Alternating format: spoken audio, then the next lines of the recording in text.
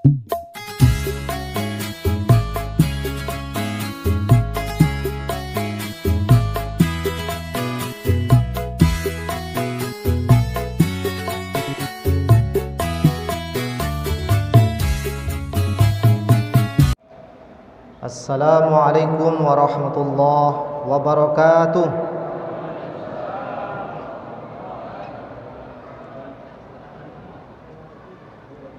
Alhamdulillahilladzi anzala al-Qur'an hudan lin-nasi wa bayyinatin minal huda wal furqan. Asyhadu an la ilaha illallah wahdahu la syarika lah wa asyhadu anna Muhammadan abduhu wa rasuluhu la nabiyya ba'dah. Allahumma salli wa sallim wa zid wa an'im ala nabiyyina al-mustafa Muhammadin wa ala alihi wa ashabihi ajma'in. A'udzu billahi as-sami'il 'alim minasy syaithanir rajim.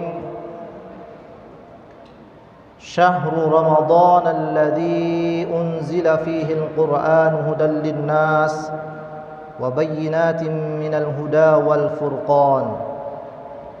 Faman syahida minkumus syahra falyasum wa man kana maridan aw ala safarin fa'iddatun min ayyamin ukhar.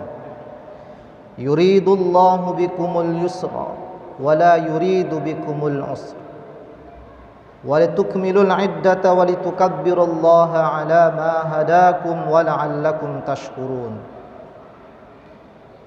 Kita memuji Allah Subhanahu wa taala yang telah menurunkan Al-Qur'an sebagai mukjizat paling agung, mukjizat terbesar yang menjadi jawaban dari setiap masalah, dari setiap persoalan umat sampai menjelang matahari terbit dari barat.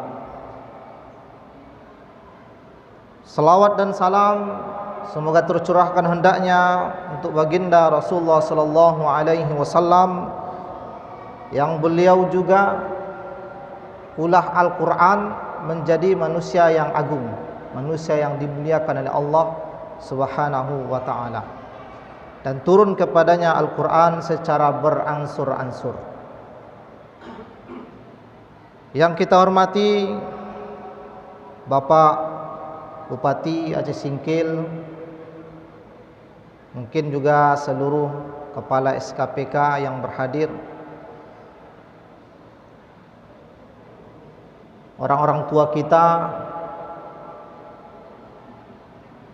yang kita hormati, kita muliakan, imam-imam kita yang alhamdulillah memang kalau Al-Quran itu dibaca secara dengan tajwid yang tepat, huruf yang tepat, atau dibaca oleh orang yang tepat, maka dia akan menjadi semangat yang luar biasa di hati kita. Dan alhamdulillah kita memiliki imam-imam yang itu perlu kita syukuri, dan itu adalah karunia besar dari Allah Subhanahu wa taala. Karena memang tidak semua orang mampu membaca dengan yang bisa membuat orang nyaman, membuat orang tentram. Mungkin kalau kita membaca Al-Qur'an bisa lari orang, misalnya suaranya yang suara sinso lah, mungkin suara gasing-gasing mungkin. Jadi kalau kita membaca Al-Qur'an di rumah itu bisa lari orang. Tapi alhamdulillah imam-imam kita membuat merdu walaupun ayat-ayatnya agak panjang tapi tidak terasa. Alhamdulillah. Kalau ada yang merasa panjang juga lagi, itu luar biasa itu. Lebih panjang. Walaupun memang ada imam itu walaupun pendek ayat-ayatnya terasa lama. Kenapa? Karena agak terlampau mendayu-dayu mungkin. Seperti qori misalnya di tingkat kabupaten, tingkat provinsi. Itu juga agak lama. Bapak Ibu, orang tua kami, hadirin hadirat, jamaah salat Isya menjelang salat tarawih yang alhamdulillah pada malam ini kita sekaligus memperingati nuzul Quran, malam turunnya Al-Quran. Bapak Ibu hadirin hadirat yang dirahmati Allah Subhanahu wa taala, kita sedikit dulu melirik mukjizat-mukjizat yang diturunkan Allah, yang diberikan oleh Allah kepada nabi-nabi terdahulu. Walaupun dalam kesempatan ini mungkin 3 atau 4 saja yang kita sampaikan, karena banyak, terlalu banyak. Jangankan pada nabi-nabi terdahulu, pada Rasulullah SAW itu banyak mukjizat. Ada yang mengatakan 10, bahkan ada yang mengatakan lebih. Allah Subhanahu wa taala pada umumnya menurunkan mukjizat karena sifat mukjizat itu a'jaza yu'jizu mu'jizun mukjizat. Dia itu sifatnya adalah melemahkan lawan, melemahkan musuh. Dan Allah Subhanahu wa taala menurunkan mukjizat itu sesuai dengan zamannya, sesuai dengan tren, sesuai dengan kondisi, sesuai dengan perkembangan yang terjadi pada masa itu. Allah Subhanahu wa taala tidak pernah menurunkan mukjizat itu terbalik. Misal kepada Nabi Ibrahim, dia sedang dibakar misalnya, tiba-tiba diturunkan mukjizat kepada dia suara yang merdu misalnya, seperti Nabi Daud. Tidak ada manfaat, dia sedang terbakar diturunkan suara merdu, tidak ada guna. Jadi Allah itu memberikan mukjizat pada orang yang tepat dan kondisi yang tepat, pada orang yang tepat dan kondisi yang tepat. Allah Subhanahu wa taala menurunkan mukjizat kepada Nabi Isa. Mohon maaf, mungkin ini agak terbalik karena sudah terlanjur Isa, karena urutannya memang bukan beliau. Allah turunkan mukjizat kepada Nabi Isa, mungkin bisa menyembuhkan dengan izin Allah sakit kista. Bahkan dengan izin Allah bisa menghidupkan orang yang sudah mati dan lain-lain. Nah, kita ambil yang agak trennya. Kenapa Allah Subhanahu wa taala menurunkan mukjizat itu pada masa itu? Karena ternyata ketika diteliti Bapak Ibu, perkembangan pengobatan pada saat itu sedang puncak-puncaknya. Dan sebahagian orang merasa sombong dengan kemampuannya. Jadi turun mukjizat Allah melemahkan kesombongan, kecongkakan, merasa hebat itu dilemahkan dengan Quran. Muncul penyakit kista, tidak ada yang mampu menyembuhkan. Maka dengan izin Allah, Allah turunkanlah kemampuan yang luar biasa ini kepada Nabi Isa. Bisa disembuhkan oleh Nabi Isa dengan izin Allah. Allah Subhanahu wa taala menurunkan mukjizat kepada Nabi Musa, yang terkenal dengan tongkat Nabi Musa. Diturunkan Allah. Kata Allah Subhanahu wa taala, "Wa ma tilka biyaminika ya Musa." Allah tegur Nabi Musa, "Hai Musa, apa yang ada di tangan kananmu?" Kira-kira Bapak Ibu, ketika Allah menegur Nabi Musa itu, tahukah Allah bahwa di tangan kanan Nabi Musa itu tongkat? Tahu Pak Jas ya? Allah itu tahu bahwa yang di tangan kanan Nabi Musa itu adalah tongkat. Tapi Allah menegur, "Wa ma tilka biyaminika ya Musa." Jadi itulah keakraban. Allah ingin akrab, dekat kepada Nabi Musa. Jadi Bapak Ibu, kadang-kadang kita mungkin dalam kehidupan sehari-hari ada yang mau ke pakan, ada yang sedang membeli durian, ada yang sedang membeli buah, ada yang sedang membeli ikan, ada yang sedang membeli sayuran, membeli cabai di Silaban misalnya. Datang orang menegur kepada kita. Sudah jelas kita membeli cabai, ditegur sama ibu tadi. Mak Uning sedang membeli cabai ya. Kalau bahasa singkilnya membeli lado. Maka mungkin jangan kita marah. Sudah tahu orang membeli cabai di sana. Allah tahu kita membeli lado, ditegurnya lagi. Apa Moning Bali itu? Ala jaleh yang sedang dibeli itu lauk. Ditegur juga lagi. Apa di Bali itu? Sudah jelas lauk. Jangan dijawab. Kenapa? Karena Allah Subhanahu wa taala sendiri pun yang maha mengetahui, apalagi tongkat yang nampak di tangan Nabi Musa itu tetap ditegur oleh Allah. Itu nama keakraban.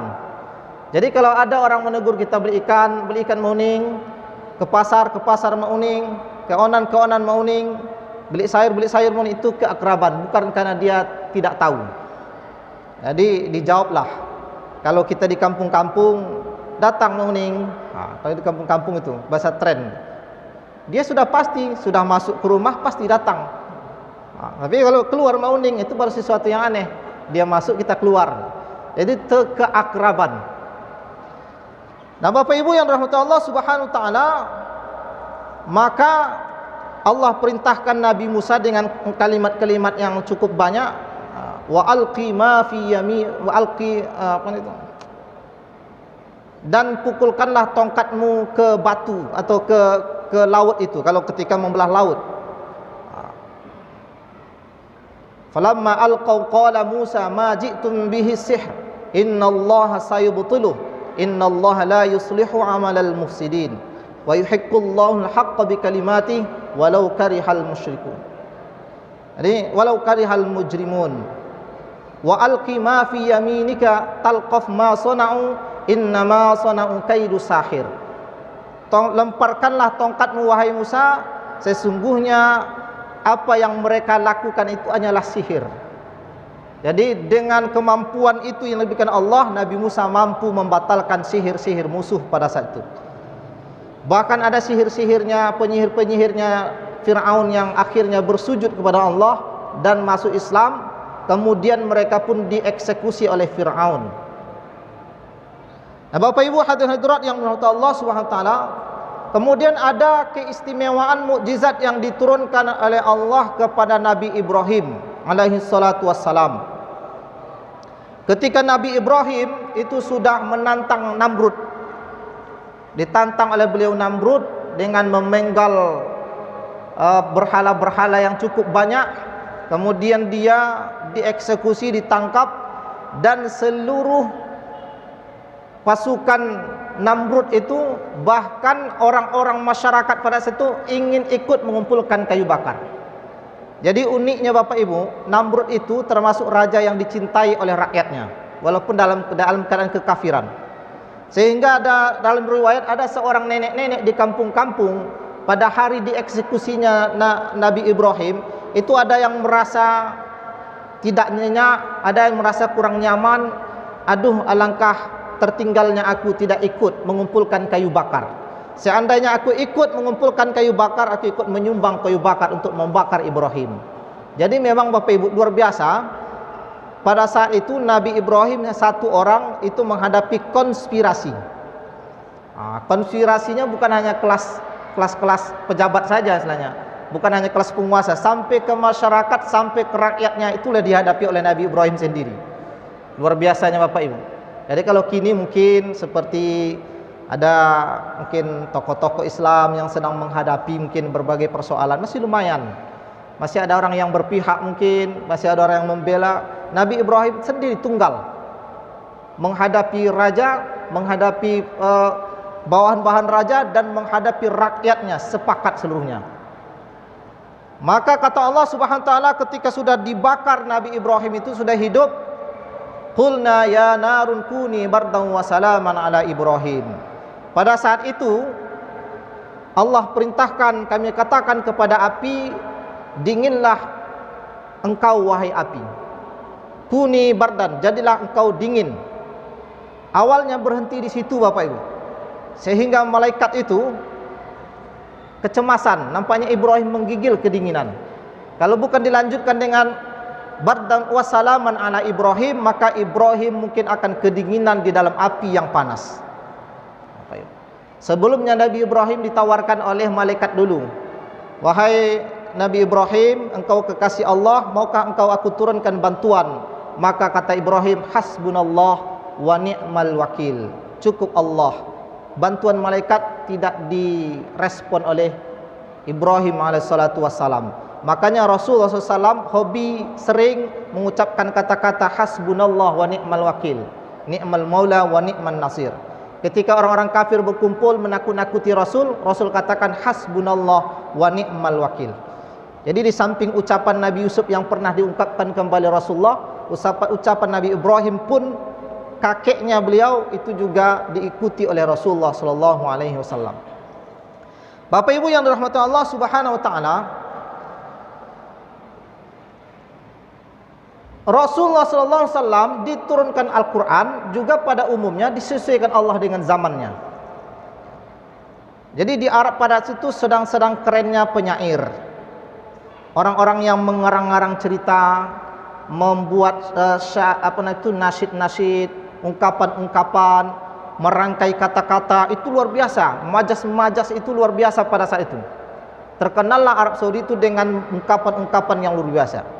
Banyak itu, ada orang yang berdiri di depan Ka'bah dengan bersyair-syair, ada yang menyendiri di gurun pasir, dia sambil bersyair, banyak. Maka Allah Subhanahu wa taala turunkan juga Al-Qur'an itu mengalahkan bahasa para penyair itu. Makanya sangkinkan luar biasanya Al-Qur'an itu Bapak Ibu, kan dalam satu riwayat. Ini juga pernah terjadi di Spanyol, pernah terjadi di Amerika, tapi di masa Rasulullah SAW, sangkinkan luar biasanya bahasa Al-Quran, mengalahkan bahasa syair-syair pada saat itu, maka pernahlah terkenal satu cerita Abu Lahab dan Abu Jahal itu, tanpa kesepakatan mereka itu bertemu di rumah, di dindingnya Rasulullah SAW. Mereka itu mengintip ingin mendengarkan apa yang dibaca oleh Rasulullah SAW. Akhirnya Abu Lahab mengintip di satu sisi, Abu Jahal pun mengintip juga di sisi yang lain. Akhirnya kepala orang itu beradu satu sama lain. Itu kisahnya benar. Nah, pada saat itu mereka berjanji, kita tidak boleh lagi dengarkan ini, bahaya nih. Tidak boleh mendengarkan yang dibaca oleh Muhammad tuh, kata mereka. Nah, perjanjian itu mereka langgar lagi besok harinya. Dan masing-masing mereka Bapak Ibu yakin sekali bahwa besok yang lain tidak akan datang. Maka Abu Lahab merasa dia sendiri yang datang, Abu Jahal pun merasa dia sendiri yang datang. Akhirnya bertemu lagi kepala mereka, sehingga berulang berkali-kali. Nah, itu uniknya Bapak Ibu yang dirahmati Allah Subhanahu wa taala. Dulu kita berpikir Bapak Ibu, kenapa Al-Quran itu kita sepakat dan meyakini mukjizat terbesar Rasul, mukjizat terbesar Rasulullah, mukjizat paling agung. Rasulullah banyak memiliki keistimewaan, tapi mukjizat agungnya itu adalah Al-Quran. Kenapa seperti itu? Padahal Nabi Musa dahsyat, padahal Nabi Ibrahim luar biasa, padahal Nabi Isa luar biasa kemampuannya. Kenapa mukjizat yang paling agung adalah Al-Quran? Karena Bapak Ibu, seluruh mukjizat yang lain itu habis, tidak berlaku seiring wafatnya nabi-nabi tersebut. Mukjizat Nabi Sulaiman yang bisa berbicara dengan binatang itu habis ketika dia meninggal. Jadi kalau hari ini Bapak Ibu ada orang tiba-tiba mengaku bisa bahasa semut misalnya, atau bahasa kucing, bisa dialog dengan kucing misalnya, itu mungkin yang sedang mungkin kalah pemilihan, mungkin kalah pemilihan atau sedang gagal proyek. Itu baru bisa mengecek sama binatang mungkin, atau ada kekecewaan yang luar biasa, misal kalau anak gadis sekian putus cinta dan sebagainya, atau tidak jadi batal berjodoh, itu bisa mengecek sama binatang umumnya. Tapi kalau secara normal habis sesuai dengan masa meninggalnya Nabi Sulaiman. Nabi Sulaiman bisa menguasai jin. Begitu meninggal Nabi Sulaiman, habis, tidak ada lagi orang yang bisa menguasai jin. Yang ada orang yang minta tolong dengan jin. Jadi bahasa menguasai jin dengan minta tolong dengan jin itu beda. Kalau minta tolong dengan jin berarti posisi kita di bawah. Tetapi menguasai jin seperti Nabi Sulaiman itu posisinya di atas. Tidak ada yang bisa seperti Nabi Sulaiman. Nabi Musa tongkatnya tidak berlaku lagi ketika Nabi Musa sudah meninggal. Jadi mana tahu tiba-tiba hanyut di Pulau Sarok mirip dengan tongkatnya Nabi Musa. Itu insya Allah dilemparkan pun agak 100 kali pun sampai tangan pegal, sampai berdarah pun tangan, insya Allah baitu saja tungkek itu. Tak akan ada pengaruhnya. Kenapa? Karena keterkaitan mukjizat itu hanya berlaku pada saat itu. Dan sifatnya mukjizat itu Bapak Ibu umumnya adalah darurat. Kan tak mungkin Nabi Musa melempar-lemparkan tungkeknya tanpa sebab. Lemparnya saja supaya mungkin seperti sulap pertunjukan. Tak mungkin. Mukjizat itu sifatnya darurat. Kalau bukan darurat, maka mukjizat tidak akan diberikan Allah. Begitu juga dengan Nabi Isa, seluruhnya habis mukjizat beliau seiring dengan beliau wafat. Tetapi Bapak Ibu yang dirahmati Allah SWT, Al-Quran itu diberikan Allah kekhususan. Yang pertama, dia mengumpulkan seluruh mukjizat yang ada. Itu termaktub di dalam Al-Quran. Ingin berbicara tentang penyembuhan, Al-Quran itu adalah asy-syifa. Ingin berbicara tentang mendinginkan, Al-Quran itu mendinginkan. Kalau ada orang yang galau, Bapak Ibu, stres misalnya, ada ayat-ayat yang dibaca untuk menghilangkan galau. Alif Lam Mim, Al-Fatihah dibaca Alif Lam Mim 5 ayat pertama, kemudian dibaca inna fi khalqis samawati wal ardi wa ikhtilafil laili wan nahar, kemudian dibaca lagi ayat kursi 2 ayat setelah ayat kursi, kemudian dibaca 3 ayat akhir surah Al-Baqarah, dibaca situ surah Ad-Duha, karena ada satu kalimat situ walal akhiratu khairul laka minal ula, dibaca surah Al-Insyirah, Alam Nashrah, itu akan menghilangkan, kalau dia sedang sedih dia akan menghilangkan air mata. Seiring dengan keluarnya air mata, maka hilanglah kesedihan di dalam hatinya. Al-Quran penyembuh. Nah, Bapak Ibu yang dirahmati Allah Subhanahu wa taala, kalau ada orang yang sedang sesak napas misalnya, sesak napas dia, baca surah Al-Insyirah. A'udzu billahi minasyaitonir rajim. Bismillahirrahmanirrahim. Alam nashrah laka sadrak. Diulang-ulang. Itu insya-Allah akan lembut hatinya, akan dingin, sejuk hati hilang. Tapi tiba-tiba kalaulah 1 jam diulang-ulang Bapak Ibu masih sesak napasnya, minumkan asma soho. Apa mungkin tu sesak napasnya? Asma. Itu tidak selesai. Minum asma soho. Nah, Bapak Ibu yang dirahmati Allah Subhanahu wa taala, merangkum seluruh mukjizat yang ada pada mukjizat nabi-nabi sebelum Rasulullah sallallahu alaihi wasallam. Bapak Ibu yang dirahmati Allah Subhanahu wa taala, Rasulullah sallallahu alaihi wasallam bersabda sebagaimana yang diriwayatkan oleh Umar bin Khattab radhiyallahu anhu. Umar bin Khattab, inna nabiyyana qad qala, sesungguhnya nabi kita pernah berkata, innallaha yarfa'u bihadzal kitabi aqwaman wa yadha'u bihi akharin. Sesungguhnya Allah Subhanahu wa taala mengangkat suatu kaum itu, kemuliaan suatu kaum itu, kemuliaan seseorang itu, pribadi itu karena Al-Quran. Dan Allah Subhanahu wa taala akan menjatuhkan seseorang itu, negeri itu, bangsa itu karena juga Al-Quran. Hadis riwayat Muslim. Al-Quran itu mengangkat siapapun yang di dalam dirinya diletakkan Quran. Malaikat Jibril itu diangkat, dimuliakan oleh Allah sehingga disebut dengan Sayyidul Malaikah. Itu karena Al-Quran lewat lisan Jibril alaihi salam. Maka beliau menjadi penghulunya para malaikat. Malam Lailatul Qadar itu malam yang paling mulia. Nanti secara umum lagi 10 malam terakhir lagi malam yang mulia. Jadi kalau 10 malam terakhir, 10 malam yang mulia adalah malam 10 Ramadan. Kalau 10 hari maksudnya siang yang mulia, 10 hari di bulan awal Zulhijjah. Jadi kalau 10 hari pertama kalau di siangnya itu 10 hari di bulan Zulhijjah. Yang di situ orang beramal, kata Rasulullah, itu mengalahkan nilai-nilai amal yang lain.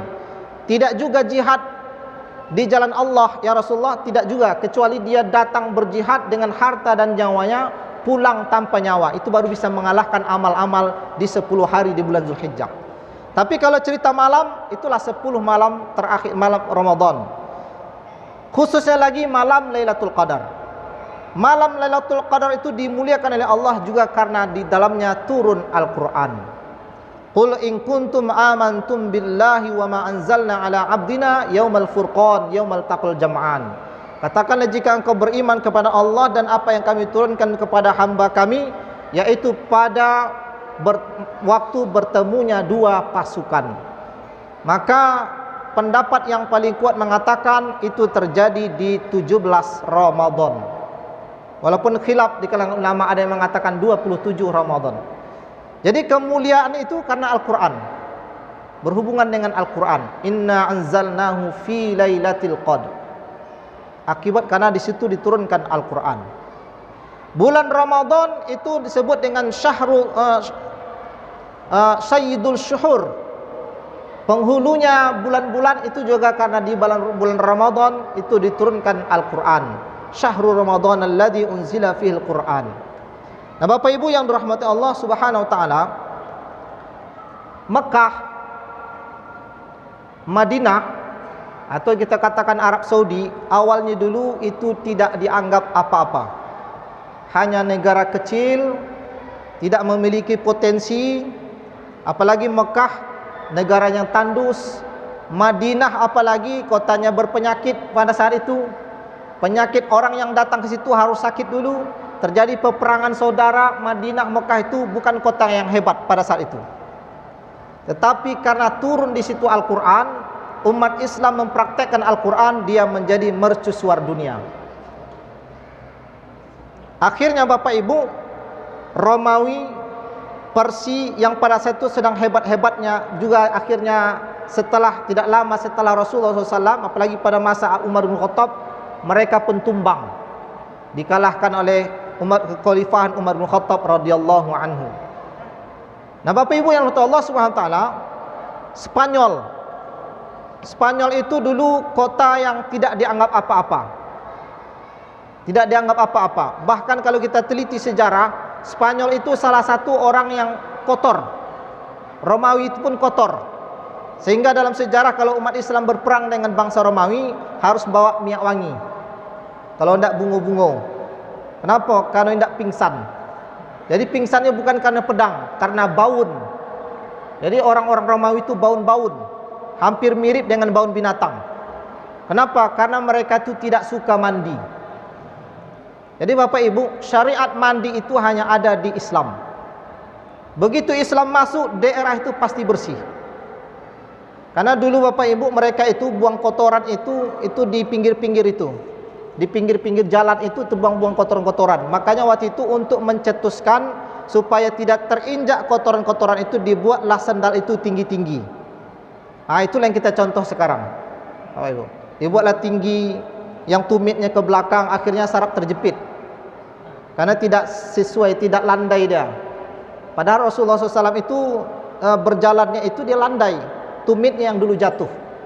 Ini kita contoh, padahal dulu awalnya yang tinggi-tinggi itu untuk menghindari kotor-kotor di jalan. Nah, Bapak Ibu yang Allah SWT, jadi Spanyol itu kapan dia majunya? Ketika Islam masuk di Spanyol. Abdurrahman Ad-Dakhili pada saat itu usianya sangat muda, masih di bawah 25 tahun. Itu beliau itu lari dari Baghdad karena ditumbangkan kekuasaan ayahnya pada saat itu. Sementara dia potensi menjadi khalifah, dia lari Bapak Ibu selama bertahun-tahun. Sebagian riwayat mengatakan 5 tahun dia berenang, kemudian berjalan sampai ke Mesir, kemudian menyeberang Selat Gibraltar. Maka dia akhirnya nanti berkembang di Spanyol, menjadi pemimpin di Spanyol. Pada saat itulah Bapak Ibu, Spanyol menjadi mercusuar dunia dengan daulah Al-Andalusia. Jadi karena Al-Quran. Bahkan Bapak Ibu dalam riwayat, dalam cerita kisah-kisah Spanyol itu pernah hampir bangkrut. Yang menyelamatkannya satu produk, itu produk dari Islam, buah zaitun. Minyak zaitun lah yang menyelamatkan ekonomi Spanyol pada saat itu. Nah, Bapak Ibu yang dirahmati Allah SWT, jadi diangkatnya Spanyol menjadi orang yang negeri yang terkenal pada saat itu karena Al-Quran sudah mulai diberlakukan di situ. Begitu juga negara-negara yang lain.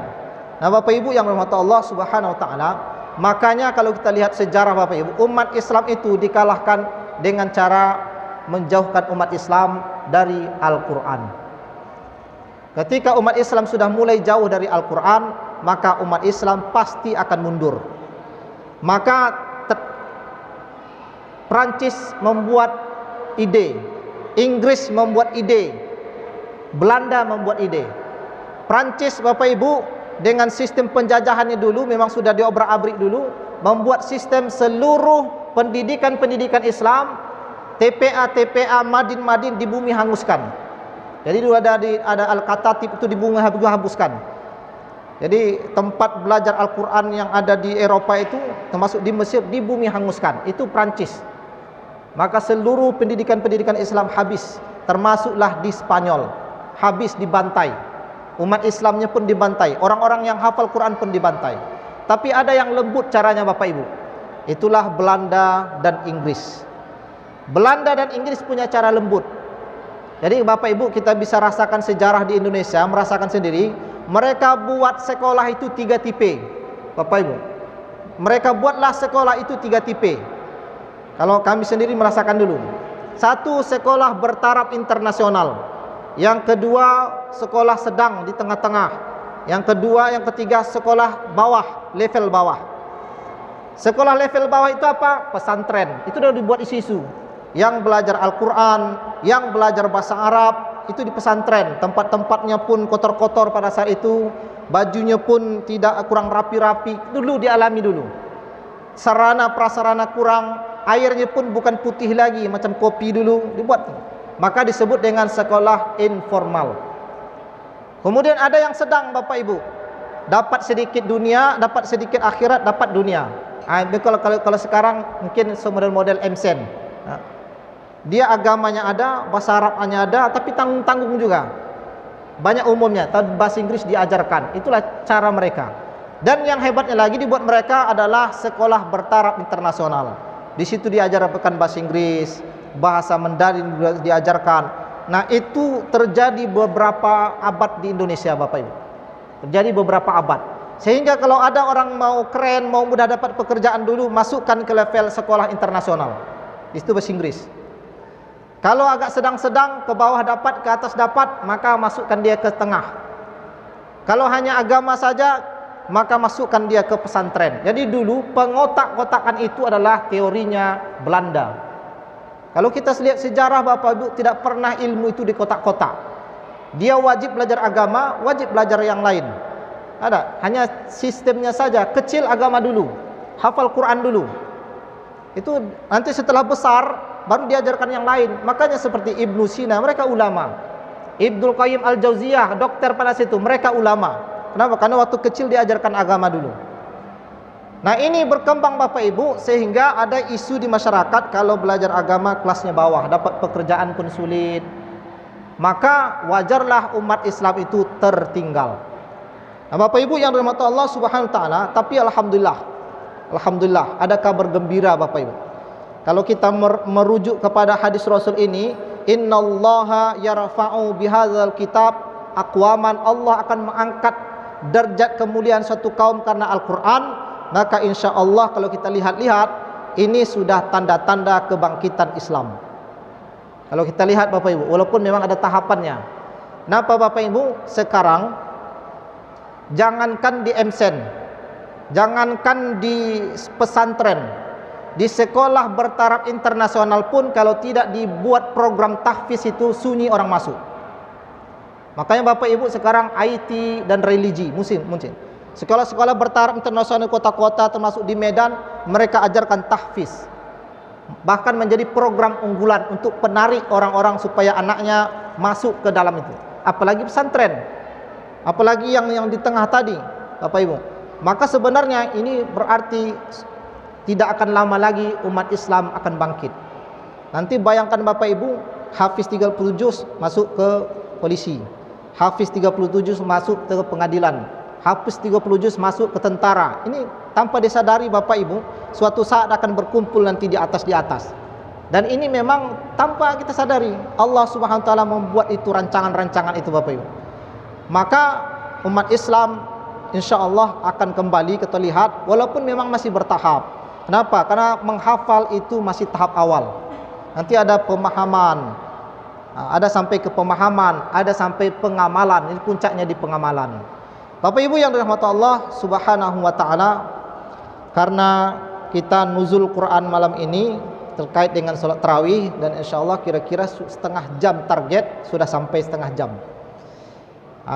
Insyaallah nanti di subuh ini Bapak Ibu akan kita kisahkan satu kisah yang mungkin membuat kita teriris-iris. Kisah yang sangat sedih terjadi di Spanyol.